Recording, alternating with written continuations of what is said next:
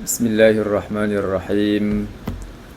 Assalamualaikum warahmatullahi wabarakatuh.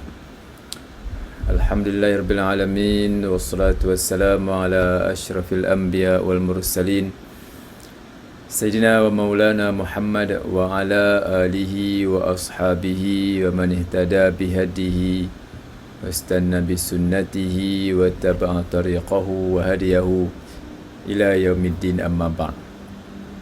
Alhamdulillah, syukur kita panjatkan kehadrat Allah Subhanahu Wa Taala kerana pada malam ni dapat kita bertemu secara maya pada malam ni untuk berbicara tentang topik yang berkaitan dengan agama dan nasibnya dalam era postmodern ataupun pasca moden ataupun era pada masa kini lah, yang kita cuba bincangkan secara dekat pada malam ni, walaupun mungkin tidaklah begitu detail, tetapi dia cuba memberikan suatu gambaran tentang perkembangan agama pada era ini supaya dia menjadi suatu gambaran yang kita dapatkan bagaimanakah setiap satu era itu melihat dan memandang agama dalam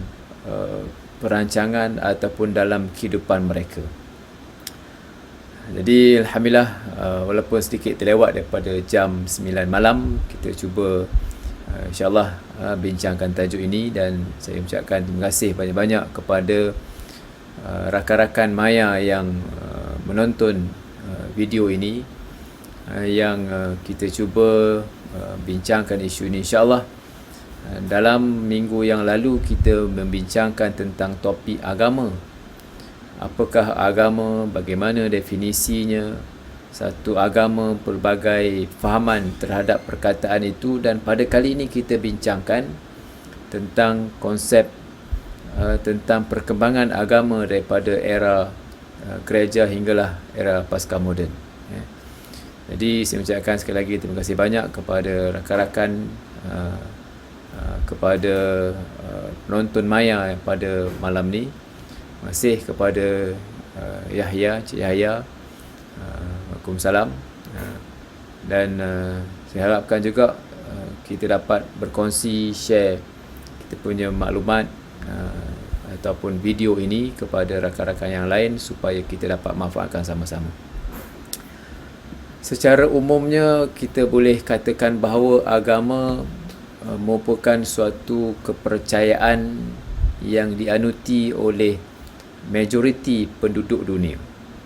Adalah beberapa kumpulan, beberapa pihak yang tidak mengambil cakna tentang agama, dan ada juga dalam masa yang sama kumpulan yang dikenali sebagai agnostik. Mereka ini menolak ketuhanan, menafikan Tuhan, kerana bagi mereka Tuhan itu tidak dilihat. Apabila Tuhan itu tidak dilihat, maka Tuhan itu dianggap tiada pada fikiran mereka. Yang insyaAllah saya akan fokuskan tentang agnostik ni dalam kuliah yang akan datang insyaAllah. Dan dalam masa yang sama ada sekumpulan mereka yang tidak mengambil berat tentang soal agama. Bagi mereka agama ini ada pun tak apa, tak ada pun tak ada masalah sangat. Ada juga kumpulan yang seperti ini. Ada agama pun tak apa, tak ada agama pun tak apa. Dikenali sebagai atheism, yang tidak mengambil hirau tentang soal agama ni. Ada kumpulan itu, dan barangkali ini yang paling ramai lah di kalangan manusia yang kat dunia ini. Walaupun mereka menganut agama, tetapi mereka tak kisah pun pasal agama. Agama ni ada pun tak apa, tak ada pun tak ada pun tak apa. Ni ada juga kumpulan yang seperti itu. Tetapi secara umumnya kita katakan bahawa agama merupakan suatu kepercayaan, satu amalan, suatu gaya hidup yang dianuti oleh ramai dan majoriti penduduk di dunia ini. Okey.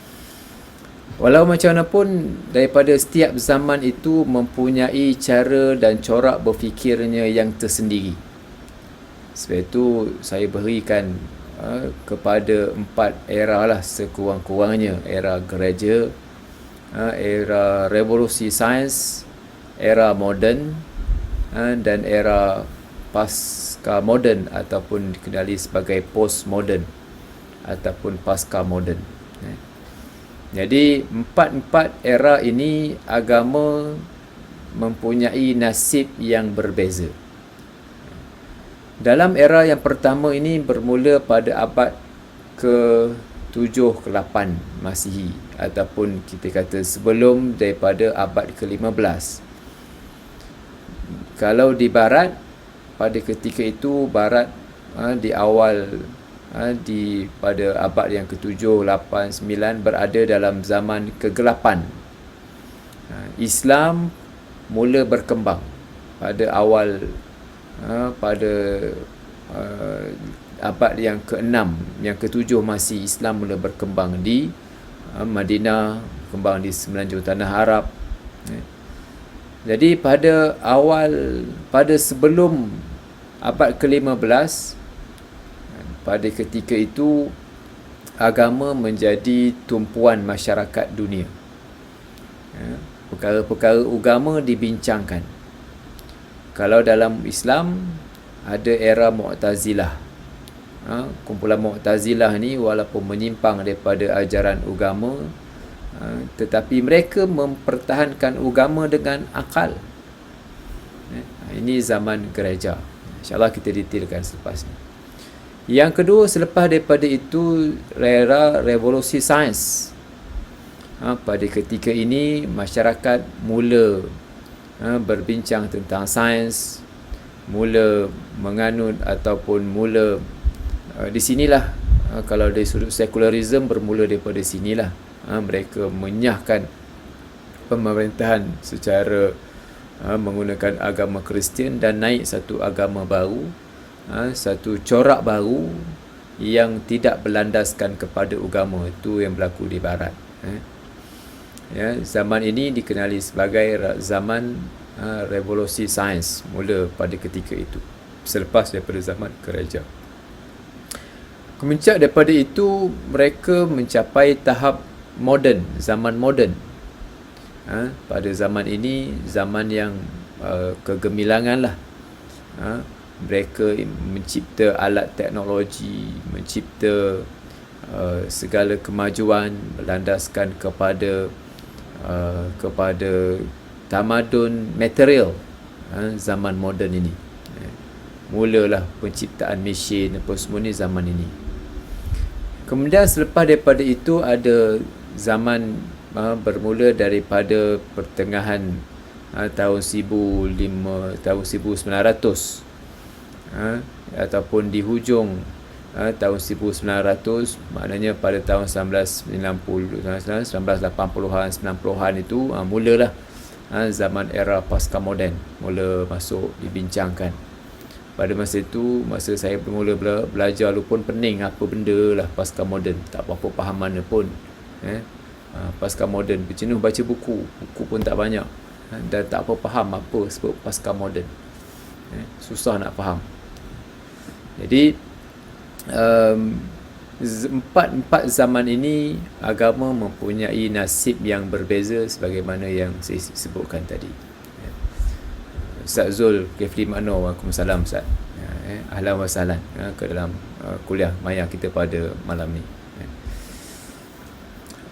Seterusnya mari kita bincang secara agak detail sikit supaya kita nampak dia punya gambaran agama pada setiap zaman itu, dan ini sebenarnya dia memberikan refleks yang banyak kepada pembelajaran kita dari sudut ilmu tauhid.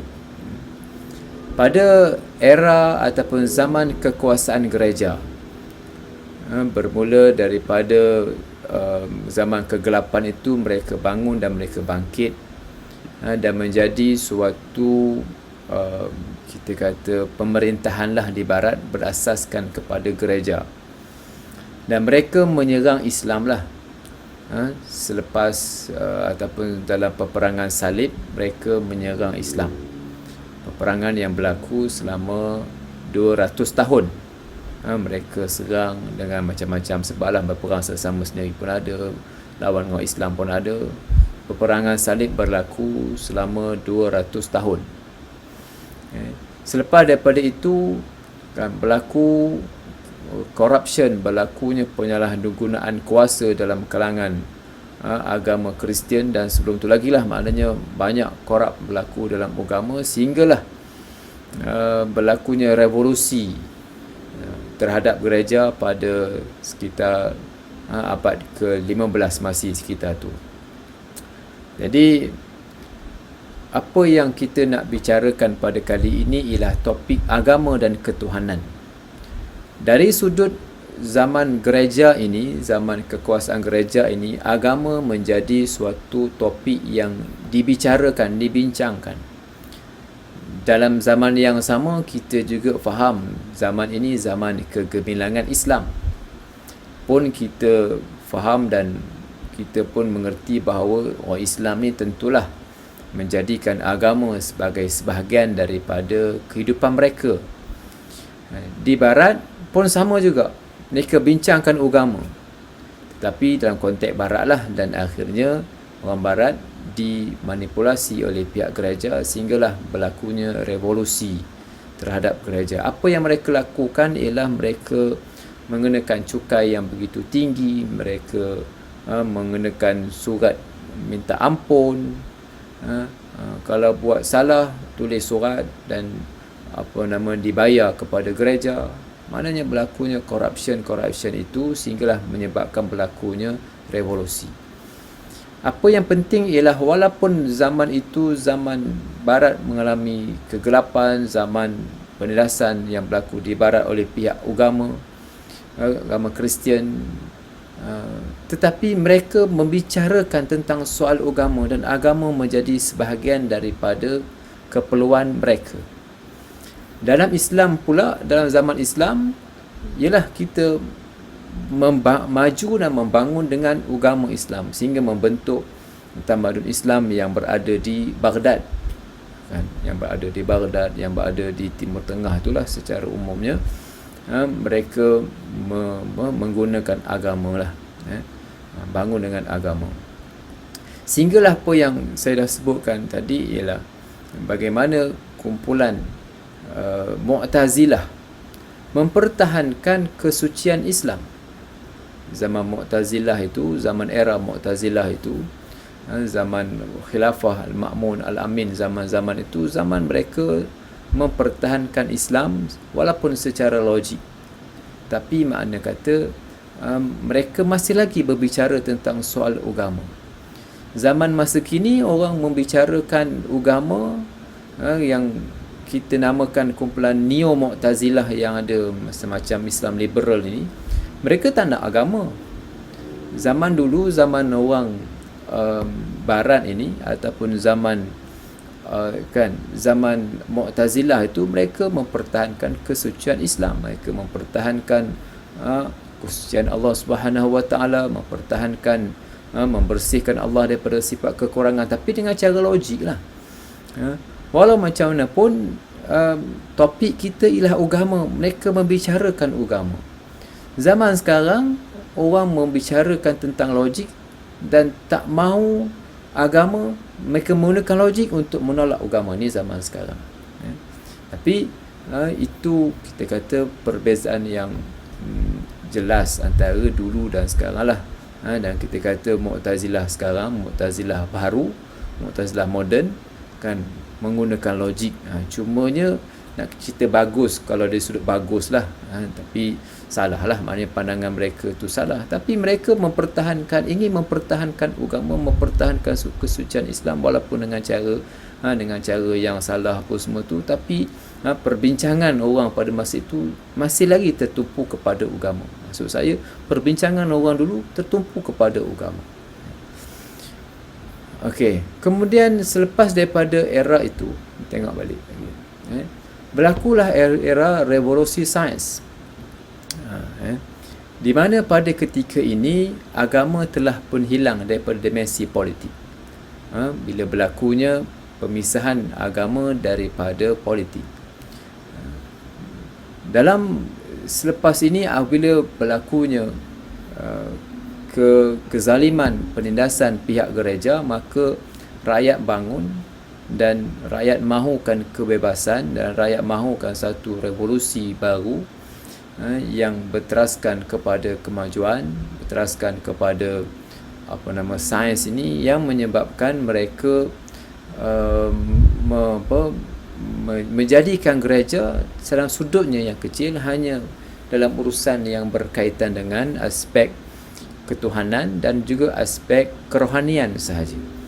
Yang lain-lain nampak yang berkaitan dengan sains, yang berkaitan dengan ni, tak, jangan masuk agama. Dengan kata lain, berlakulah apa dia dipanggil dengan secularism. Secularism. Jadi di sinilah mulanya agama mula dikecilkan skopnya. Masyarakat masih lagi agama, tetapi idea agama itu telah pun dikecilkan skopnya daripada yang besar berkaitan dengan politik, berkaitan dengan kenegaraan, berkaitan dengan menguruskan sistem hidup, sudah dikecilkan skopnya dalam aspek yang tertentu. Ini maksud saya. Jadi kita lihat pada ketika inilah kita melihat agama Kristian dari sudut keselarasan antara sains dan teknologi dengan agama Kristian tidak dapat diselaraskan, yang menyebabkan apabila mereka ingin maju, ingin ke depan, mereka terpaksa menjadikan agama dalam aspek keduniaan, aspek kerohanian, dan kemajuan itu mestilah berteraskan kepada sains, dan akhirnya manusia percaya bahawa dia punya nasib agama pada ketika ini ialah aspek sains diagungkan kerana dia menjamin kepada keselesaan manusia dalam kehidupan, maka agama sedikit demi sedikit telah pun diketepikan sedikit demi sedikit. Bila sains, ini idea, fikrah sains masuk, revolusi sains masuk, maka manusia mula merasa besar dengan sains. Sebab sains ni benda nampak, agama benda tak nampak. Malahan agama telah pun menjadi punca kepada perpecahan dan perbalahan dalam kalangan manusia.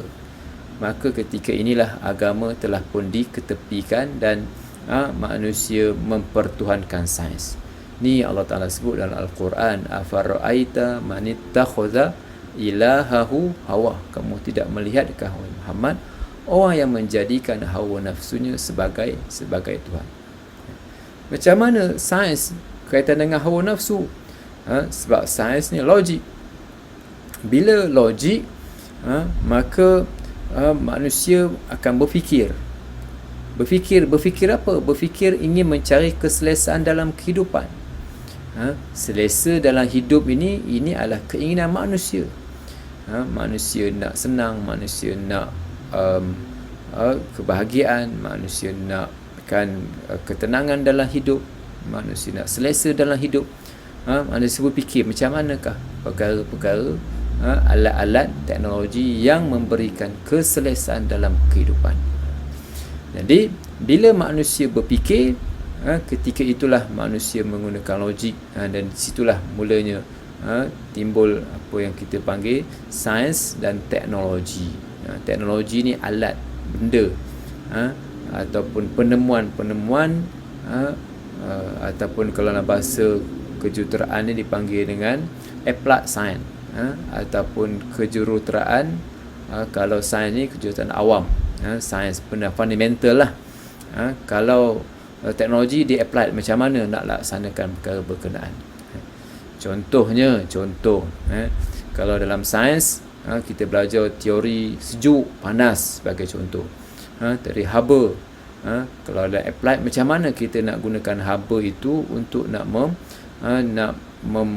mengubah daripada panas aircon kepada sejuk, macam mana? Bila nak apply itu dipanggil dengan applied science ataupun kejuruteraan electrical misalnya. Begitu juga dengan lain-lain lah. Jadi di sinilah bila bermula revolusi sains, maka yang tercampak dalam barat ialah agama Kristian, kerana agama Kristian itu tidak dapat diselaraskan dengan perkembangan sains. Dan ini juga berlaku dalam agama Islam. Dalam agama Islam kita membincangkan tentang aspek ini. Aspek apa yang kita bincang? Kalau kita tengok dalam ilmu tauhid kita belajar tentang teori zarrah, teori jirim, teori jisim, yang kita belajar dalam ilmu tauhid.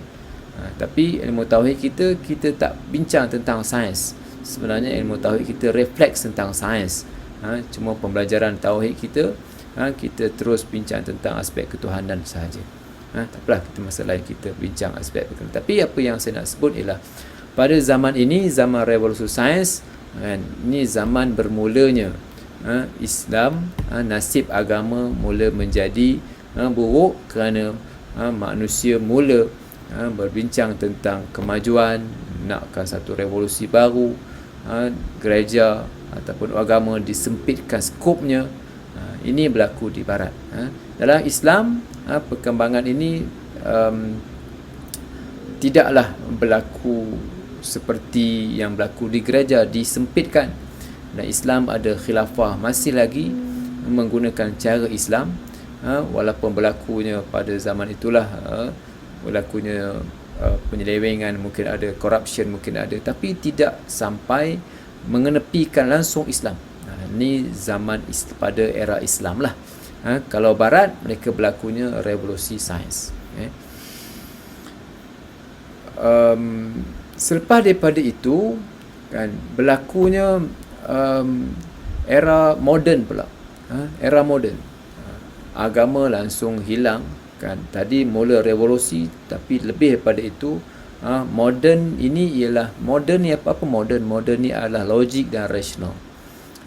Menggunakan logik, rasional kan, menjadi suatu perkara yang diangkat, perkara yang dipandang tinggi, yang dipandang penting, yang mencapai kemuncaknya pada akhir abad ke-20, pada tahun sebelum tahun 2000 lah. Maknanya perkembangan dan kemajuan sains dan teknologi ini merupakan satu pencapaian yang sangat penting pada masa itu. Semuanya mereka tertumpu kepada kemajuan sains dan teknologi.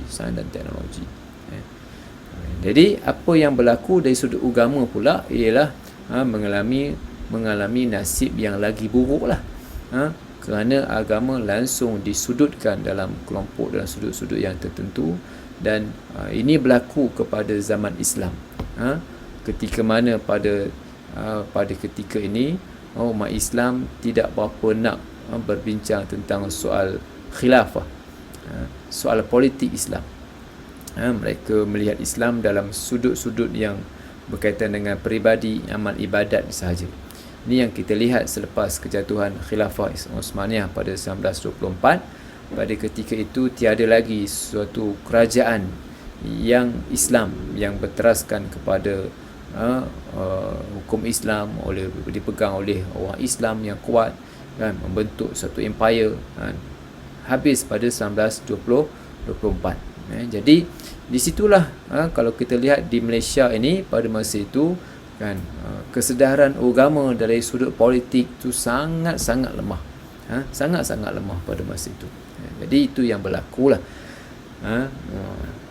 Nasib agama kita kata pada masa itu hanya kita kata sangat kecil skopnya. Sehinggalah sekarang ni barulah orang berbincangkan tentang agama dalam pemerintahan. Maknanya dalam 30 tahun kebelakang ni baru nak bangkit. Tahun 80-an tu masya-Allah kan, kejahilan, kita lihat dari sudut amalan agama sangat lemah pada masa tu kan. Dia punya kehidupan masyarakat kita dipenuhi dengan gaya hidup yang jauh daripada Islam. Kumpulan Islamis ni nak pakai tudung, nak pakai apa pun dianggap sebagai ninja kan. Teruklah pada masa tu 80-an kan. 90-an dan semakin baik pada masa kini dia boleh terimalah dalam soal pemerintahan. Tapi maknanya nak cerita nasib agama pada masa itu kan, pada tahun 1900 agama dianggap sebagai suatu perkara peribadi, tidak perkara yang yang berkait dengan soal pemerintahan. Agama pun banyak yang berkaitan dengan tradisi. Makna kata masih berada pada tahap yang lemah lah pada masa itu. Kemudian pada tahun 2000 kan, ni kita ambil daripada zaman sinilah, zaman era pasca moden. Zaman era pasca moden ini, pasca moden, apa benda pasca moden, moden pasca moden ni? Moden ini ialah kemajuan berteraskan kepada sains dan teknologi, kepada perkara yang tetap, perkara yang fix. Tetapi pasca moden ini zaman yang orang tidak lagi berpegang kepada perkara yang tetap. Yang penting apa yang boleh membawa kebahagiaan kepada manusia, yang bawa keseronokan kepada manusia, itulah perkara yang betul. Tak ada perkara betul yang tepat. Semuanya boleh berubah-ubah. Ini zaman pasca moden. Semua boleh berubah-ubah. Dia tak ada satu perkara yang tetap. Ini pasca moden. Sebab itu zaman ini zaman berkembangnya pluralism, zaman berkembangnya Islam liberal, zaman berkembangnya pemikiran-pemikiran yang pelik-pelik, zaman berkembangnya kumpulan LGBT sebagai contoh, zaman kumpulan human right, zaman inilah zaman pasca moden ni. Zaman dulu-dulu ada juga, tapi kita kata perkembangannya pada masa kini sangat berat perkembangannya.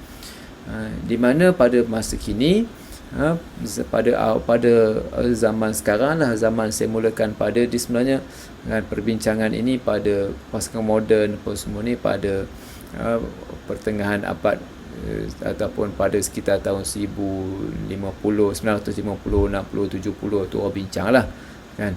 Tapi kemuncaknya kita boleh kata, kita ambil lah daripada tarikh tahun 2000, kita ambil daripada tarikh itu. Pada ketika inilah orang mula berbicara tentang inginkan kejayaan, inginkan kebahagiaan, inginkan tanpa agama. Agama kebenarannya tetap.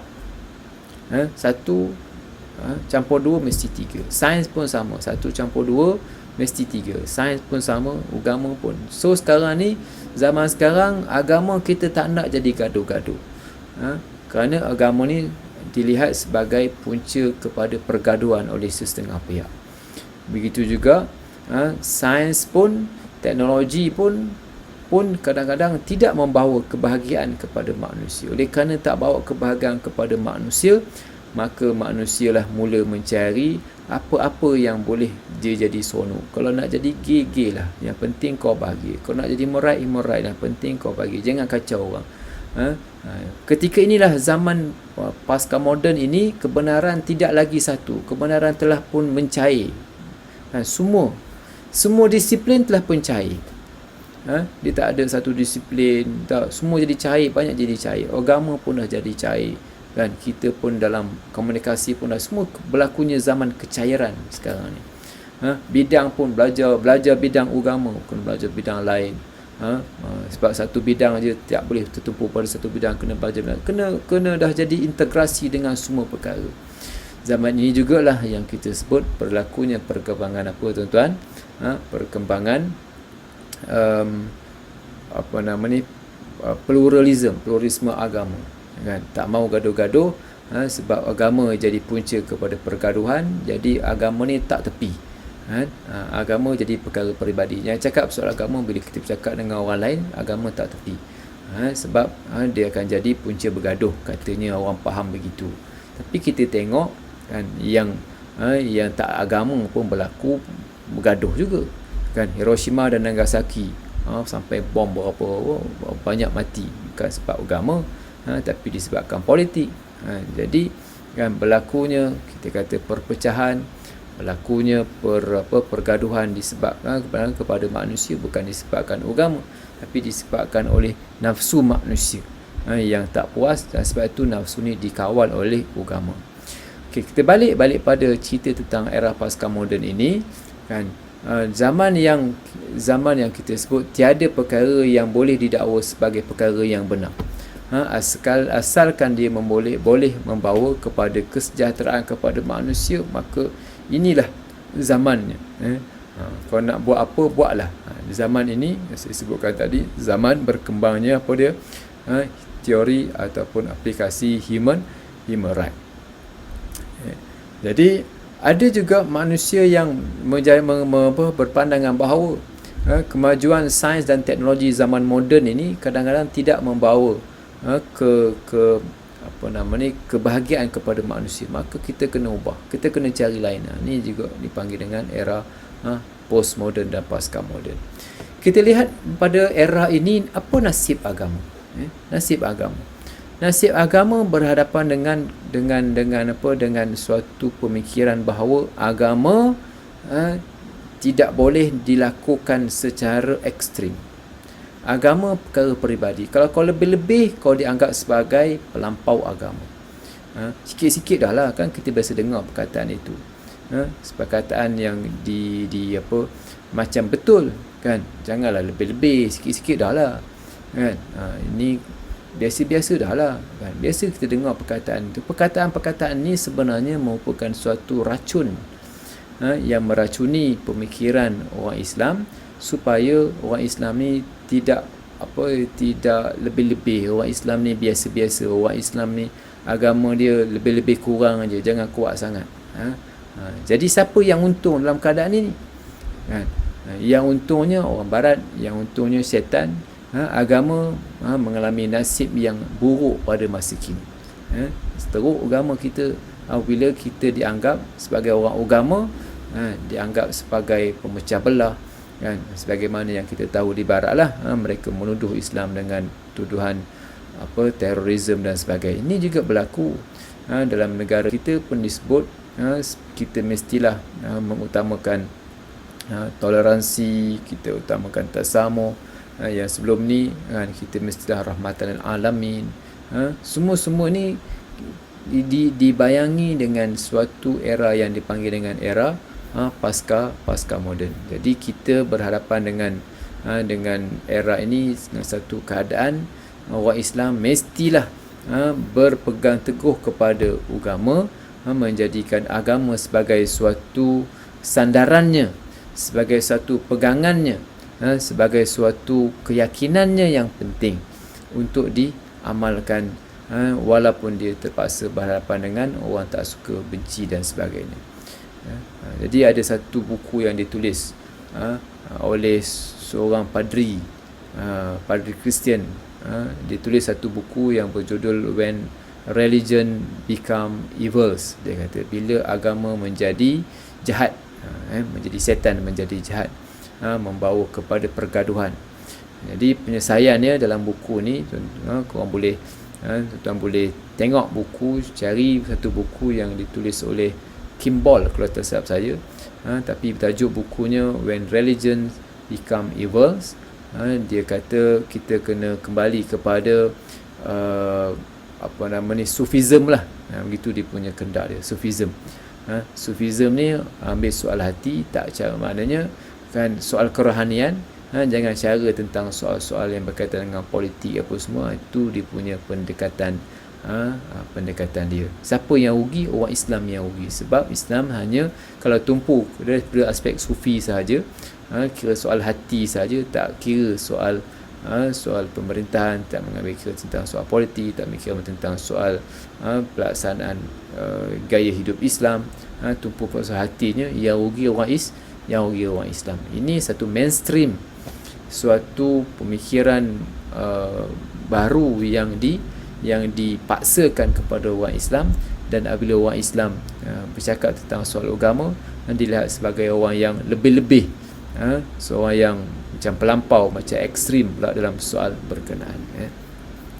Di ringkasnya apa yang dapat kita bicarakan ialah perbezaan corak berfikir di antara orang Islam dulu, orang dulu dan orang sekarang. Orang dulu berfikir tentang Tuhan dan agama. Sebab itu kita tengok perbincangan kita dalam sifat 20 membincangkan tentang Tuhan. Orang dulu bincang tentang Tuhan. Orang sekarang ni, fikiran dia orang sekarang ni, dia bukan nak bincang tentang Tuhan. Mereka nak berfikir tentang keselesaan dalam kehidupan. Inilah topik yang saya nak bicarakan sebenarnya. Orang sekarang membicarakan tentang keselesaan dalam kehidupan. Orang dulu bincang tentang Tuhan, tentang Tuhan, tentang zat Tuhan, sifat Tuhan. Orang sekarang bincang tentang keselesaan dalam kehidupan. Ini zaman moden, zaman pasca moden. Ini sekarang kalau kita kaitkan dengan umat Islam, itu menjadi satu ancaman kepada umat Islam yang kita kena ubah mereka punya mindset ini, bukan mencari keselesaan dalam kehidupan sahaja, tapi kita membawa keselesaan itu mengikut acuan agama. That's the point yang kita nak bawa. Bawa keselesaan itu berdasarkan kepada acuan agama. Jadi kalau ikut kehendak sendiri tanpa agama, ini yang menjadi masalah dia. Sebab itulah bila kita bercakap tentang soal keselesaan dalam kehidupan ini, ada tak kita lihat orang berbicara kat kedai kopi pasar malam, kat mana-mana orang bincang tentang zat Tuhan, sifat Tuhan, ada tak orang bincang tentang perkara berkenaan? Ada, mungkinlah ada kot seorang dua. Tapi apa yang banyak orang bincang? Orang bincang pasal bola, bincang pasal COVID, orang bincang pasal pasal PKPP, orang bincang pasal tak boleh nak keluar rumah, semayang, apa semualah, kan. Bincang tentang Tuhan, kan, adalah, mungkin tak banyak. Yang banyak tentang orang bincang keselesaan dalam kehidupan, yang keselesaan itu dibicarakan bukan mengikut ajaran agama, bukan mengikut acuan Islam. Ini yang menjadi topiknya dulu. Jadi bila kita membawa tentang ketuhanan, bincang tentang zat Tuhan, sifat Tuhan, masalah orang sekarang ni bukan masalah zat Tuhan, sifat Tuhan. Masalah yang besar yang berlaku kepada orang Islam ialah mereka, kalaulah Tuhan ada pun, so what, mereka kata, sebab kami susah, sebab kami ni nakkan keselesaan dalam hidup, kan, bukan nak Tuhan. Kalau Tuhan ada pun, apa Tuhan boleh buat? Ini yang saya khawatirkan, apa yang difikirkan oleh umat Islam pada masa kini. Jadi Tuhan ada pun tak kisah. Kalau kita berjaya membuktikan Tuhan ada pun, dia kata kalau Tuhan tak tolong, buat apa? Dia kata itu mereka punya cara berfikir mereka. Jadi kita nak bawa perbincangan kepada masyarakat kita supaya masyarakat ni memandang penting tentang agama, memandang penting tentang ketuhanan, memandang penting tentang keterikatan kehidupan mereka dengan agama, bukan dalam soal sembahyang sahaja, tapi dalam soal kehidupan, dalam soal pemerintahan, dalam soal ekonomi, dalam soal politik, dalam soal gaya hidup, hubungan kemasyarakatan. Semua ini yang kita nak bawa kepada cara hidup Islam. Jadi inilah perbezaan corak fikir antara orang dulu dengan orang sekarang. Dan akhirnya, kan, apa yang berlaku ialah mereka membawa ataupun mempunyai salah faham dalam soal keagamaan. Apa yang mereka faham dalam soal agama? So, apa itu agama?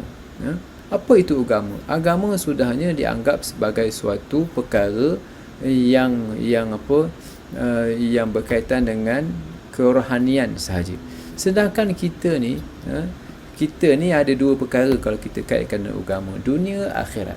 Islam lah, dunia akhirat. Dunia apa dia? Dunia lah perkara yang dekat. Akhirat perkara yang jauh. Daripada perkataan dana yadnu, dana ni dekat, akhirat akhir bermakna jauh. Jadi apa itu dekat? Dekat ni ialah perkara yang duduk sekarang kita lah, perkara yang dekat dengan kita. Perkara yang berkaitan dengan kematian ni jauh, lambat lagi. Lambat lagi. Tapi lambat lagi bukan bermakna tu lambat lagi tu jauh. Maknanya kita kena berada di alam lain. Mati dengan kita ni tak jauh mana, kan? Kena aksiden, kena sakit apa kan, dah mati, dekat je dengan kita.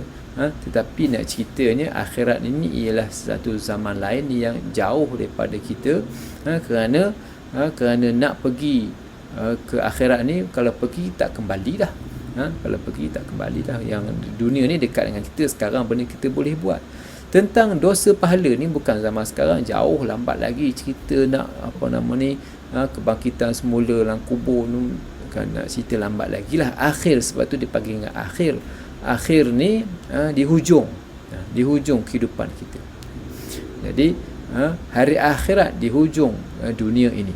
Jadi kalau kita tengok perbezaan di antara akhirat dengan dunia. Apa beza dunia dengan akhirat? Dunia ialah perkara yang tak boleh bawa pahala, yang tak bincang pahala. Ini dunia. Akhirat perkara yang membincangkan tentang pahala, dosa pahala. Ini akhirat, kan? Nak cerita akhirat-akhirat, ada cerita dosa pahala, akhirat lah.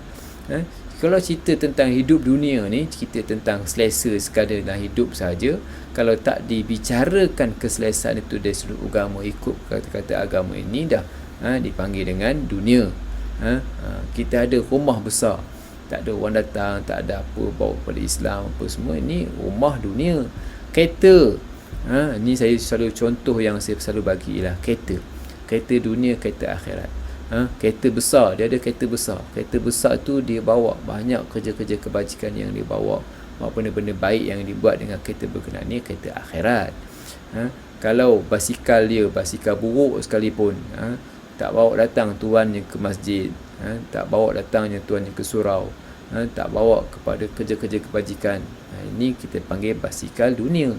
Ini basikal dunia. Basikal akhirat, kan? Ukuran dunia akhirat bukan disebabkan kereta besar, rumah besar, duit banyak, tak, bukan itu ukurannya. Ukurannya kalau boleh bawa pahala, itu adalah akhirat. Kalau tak boleh bawa pahala, itulah dunia. Kalau kita bicara tentang politik, tentang ekonomi, tentang apa, tak bincang macam mana nak menguruskan semua aspek tadi dengan agama, ini jadilah benda dunia. Tapi macam mana kita nak bincangkan soal agama, kita melihat itu perkara yang penting, itu dipanggil dengan perkara akhirat, politik akhirat, ekonomi akhirat.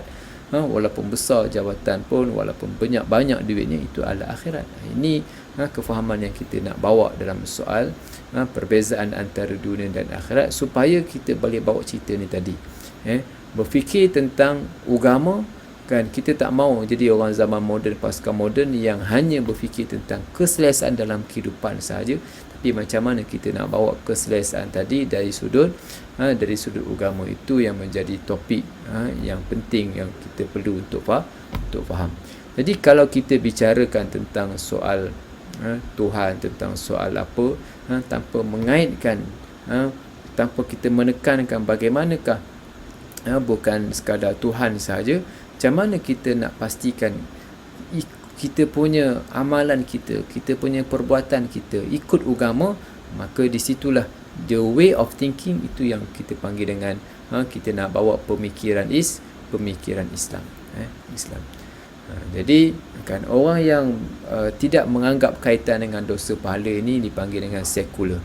Orang secularism yang mengambil pendekatan pemisahan agama daripada urusan politik. Fahaman kebendaan, fahaman materialism, menolak agama sebagai asas bermasyarakat dan negara. Mereka ni orang yang macam ni tidak ada rasa bertuhan, tak ada rasa kaitan dengan Tuhan. Ini cukup bahaya. Yang kita nak tekankan pada kali ini ialah apakah nasib kita sebenarnya dalam soal agama ni. Apa nasib kita? Sama ada kita meletakkan nasib tadi dalam zaman kita, zaman era pasca moden ni, kita nak bawa kehidupan kita pada masa kini mengikut agama, keselesaan yang kita cari, mengikut keredaan Tuhan, mengikut taste yang Allah Ta'ala minta kepada kita, bukan taste kita, biar taste cara Allah Ta'ala, bukan cara kita tapi ikut cara Allah Ta'ala. Itu yang kita nak bawa agama pada masa kini. Jadi kan, kita akan bicarakan lagi lah dalam topik yang berkaitan dengan agnostik. InsyaAllah saya akan cubakan bicara topik berkenaan nanti, kan? Human right, kan? Itu semualah nasib-nasib perkara yang menjadi kepala masamnya lah, yang berada dalam era pasca moden, yang kita akan cuba huraikan satu-satu nanti, insyaAllah. Jadi terima kasih banyak di atas perhatian yang diberikan, dan kita cuba untuk berkongsi kuliah ni dengan kawan-kawan yang lain, supaya kita faham rentak dunia pada masa kini, bukan lagi rentak perbincangan ikut agama, tetapi banyak orang membicarakan keselesaan dalam kehidupan, dan keselesaan itu bukanlah satu keselesaan mengikut dasar agama, tapi ikut fikir dia. Kalau agama setuju dengan dia, okey. Kalau tak setuju tu, setankan agama, ketepikan agama.